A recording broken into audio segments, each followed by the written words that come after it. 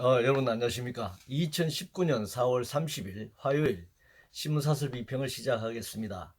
먼저 한일 관계와 관련된 사설입니다. 중앙일보는 레이와 시대 출범, 한일 관계 리셋의 전기로 삼아야 한다. 동아일보는 1.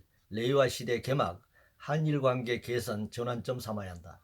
한국경제신문은 새 일왕 적위, 한일 관계 미래지향 전기로 삼아야 한다. 매일경제신문은 레이와 시대 한일 관계도 새롭게 재정립돼야 한다.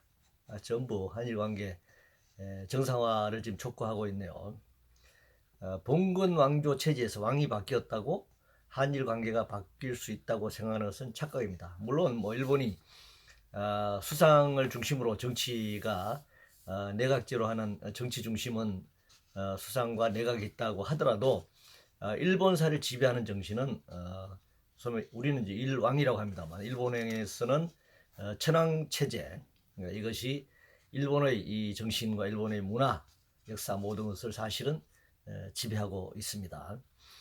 그러면서는 이제 일본의 봉건왕조 체제다 이렇게 얘기를 하고 있습니다. 일본 자본주의, 일본 제국주의, 일본의 봉건주의 체제에 대한 판단이 우선입니다. 이들은 일제 식민 지배, 지금 또 군국주의와 제국주의와 자본의 세계화 전략을 꾸준히 추진하고 있는 그런 국가이고 또 지난 시기 동아시아 지역 침략과 지배에 대한 약탈, 수탈, 학살에 대한 진정한 사과와 반성 그리고 배상을 하고 있지 않습니다. 그런데 피해자인 우리가 일본에서 왕이 바뀌었다고 해서 관계를 정상화하자 이렇게 주장하는 것은 어느 도단이다 이렇게 생각합니다. 신속 처리 법안 즉 패스트 트랙과 관련해서 조선일보는 여선거법 독주 포기하고 약 공수처법 대안 제시해야 한다. 동아일보는 6탄전 이어 고소 고발전 정치로 풀 의지 없으면 정치 접어라. 문화일보는 패스트 트랙 4여 1야 신정국과 걱정되는 정치적 내전이다. 문화일보는 본업 아닌 제1야당 비방에 앞장서는 조국 청와대 수석을 비판하고 있습니다. 있는 법도 지키지 않는 자들이 새로운 법을 만든다고 지금 난리 법석을 피우고 있습니다. 박근혜 이명박을 구속시킨 것이 그것은 현행법이 아니라 촛불항쟁의 민중의 법이었습니다. 공수처법이 통과된다고 하더라도 이 공수처법의 최고 책임자를 누가 임명하겠습니까? 대통령이 임명할 수밖에 없고 그러면 이 권력으로부터 자유로울 수 있는 자인가? 그러면 국민이 직접 뽑지 않는 한은 결국 특정한 권력의 영향을 받을 수밖에 없고 그러면 야당이 이것을 동의하지 않으면 결국 정치적 어떤 논란으로 번질 수밖에 없는 것입니다. 정치라고 하는 것이 대화 타협을 하는 것이죠. 그러나 그것이 결과적으로 대화 타협을 통해서 해결되지 않는다면 결국 물리적 충돌까지 갈 수밖에 없는 것도 또 하나의 정치인 겁니다. 우리가 전쟁도 정치 연장이라고 하지 않습니까?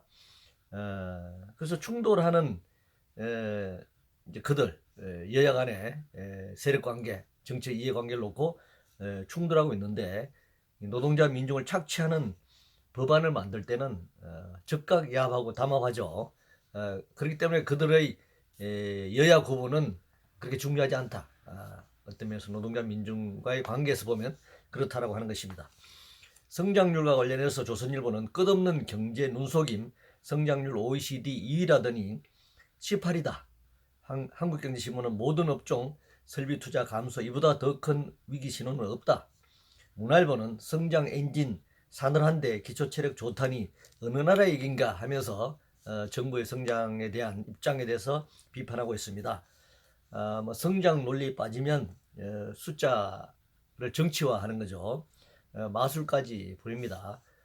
지금 문재인 정부가 1분기에 마이너스 성장을 기록했는데 이것을 문재인 정부의 책임이다라고 공격하는 자본 언론도 문제고 이게 2년인 게 바로 이게 마이너스 성과로 나타나는 건 아니죠. 이 정책이 그 이전의 정책이 지금 나타나는 것이고 그런 면에서 보면 지금 1분기 마이너스 성장의 책임을 정치 권력에 묻는다면 이명박 박근혜 정권에게 물어야 되는 것인데 사실 그렇게 물어서 해결될 문제는 아닙니다. 지금 마이너스 성장이라고 하는 것이 세계 경제 상황, 북미 간의 무역 전쟁, 또 자본주의 체제의 공황적 위기 상황, 이런 것들이 종합적으로 반영된 것이죠.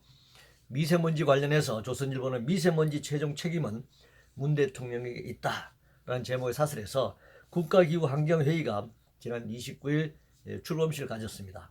반기문 전 유엔 사무총장이 위원장이죠. 임기 중 미세먼지 30% 감축은 문 대통령 선거 공약이다. 그렇기 때문에 미세먼지를 대통령이 책임져야 한다. 물론 그렇죠. 대통령이 정치적 최종 책임자인 것은 분명합니다. 그러나 미세먼지를 지속적으로 발생시키는 자본주의 생산과 소비 시스템을 외면하고 대통령이 책임져라 이렇게 말할 수는 없는 것입니다. 어떤 내용으로 책임지는가, 이것이 굉장히 중요한 문제입니다. 투기자본 관련해서 동아일보는 우리 기업을 해외 투기자본 먹잇감 만들 상법 개정은 안 된다 이렇게 주장하고 있습니다. IMF 회원이기 이후에 투기자본 감센터를 비롯해서 해외 투기자본에 대해서 비판하니까 우리나라 기업과 금융의 선진 기법을 전수해줄 글로벌 스탠다드 운운하면서 그렇게 주장했던 자들이 지금 이런 난리를 피우고 있네요. 국내 재벌과 대기업을 옹호하기 위해서 그들의 불투명한 기업 경영 회계 이것을 덮기 위해서 지금 상법 개정에 대해서 해외 투기 자본의 이 공격으로부터 모방미 상태에 빠진다. 그러면서 재벌 대기업의 경영권 방어에 지금 급급하고 있는 모습을 보이고 있습니다. 굉장히 모순적인 태도를 보이고 있는 것이죠. 노동운동 관련해서 중앙일보는 노동운동 정상화 없이 국가경제 회복은 어렵다라는 제목의 사설에서 ILO 비준 등 임단협 범위 밖 요구가 본물을 이루고 있다. 법위의 노조 행태 건절돼야 미래가 있다 이렇게 주장하고 있습니다. 한국경제신문은 기업 몰아붙일 때와 뭐 붙였는지 노조 대응 이렇게 달라도 되나라는 제목의 사설에서 건설노조의 갑질 횡포를 지금 쭉 나열하고 있고 강성노조가 법을 우습게 알고 무단정화 폭력을 일삼고 있다 이렇게 얘기하고 있습니다. 노동운동의 이제 행태를 지금 얘기하는 건데요, 비판하는 건데 노동운동은 자본운동에 대응하는 운동입니다. 노동운동 그냥 갑자기 노동운동이 독자적으로 있는 것이 아니죠, 자본주의 사회에서. 그리고 ILO 비준 요구를 인단협 밖의 요구라고 말하는 거 이것도 우스운 일입니다. 그럼 ILO 요구 내용을 임단협으로 사측에 요구하면은 그럼 사측이 받아들일 것입니까? 마찬가지로 받아들이지 않을 것입니다. 그리고 건설노조를 지금 노동자를 비판하고 있는데 얼마 전에 임금을 체불 당한 건설노동자가 크레인에 매달려 있다가 떨어지지 않았습니까? 떨어지자마자 이 건설회사 사장이 바로 밀린 임금을 입금했다는 겁니다. 이렇게 임금 체불이 다반사로 벌어지고 있고 우리나라 2,000명이 넘는 산재 노동자가 연간 발생하는데 사망 노동자가 발생하는데 가장 많은 업종 중에서 산업업종 중에서 건설 현장에서 건설 노동자가 가장 많이 목숨을 잃고 있는 이런 상황입니다. 고용도 불안하고 임금도 체불당하고 있고 사망 등 산재 사망 등 이 위험에 빠져 있는 이 건설 노동자들, 이 건설 현장의 상황을 외면하고 이렇게 건설 노조를 공격하는 것, 이것은 정말 잘못된 일이다 이렇게 생각합니다. 파업 관련해서 매일경신문은 눈앞에 닥친 버스 대란, 정부는 그동안 뭐 했나? 라는 제목의 사설에서 주 52시간 근무제 시행을 앞두고 턱없이 모자란 인력을 확충하고 근로시간 단축으로 삭감되는 임금에 대한 보전 대책을 요구하며 노사 간 합의점을 찾지 못하면 다음 달 10월 총파업하겠다라고 하는 부분을 비판하고 있는데요. 노동자 파업하면 무조건 뭐 대란 우는 지금 이렇게 파업을 공격하고 있습니다. 파업으로 교통이 불편한 것이 대란이라면 그런 대란의 원인 제공을 누가 하는가? 왜 노동자들이 그런 비난을 무릅쓰고 파업에 나설 수밖에 없는가? 이것을 먼저 들여다봐야 합니다. 장시간 노동 피로에 찌들어서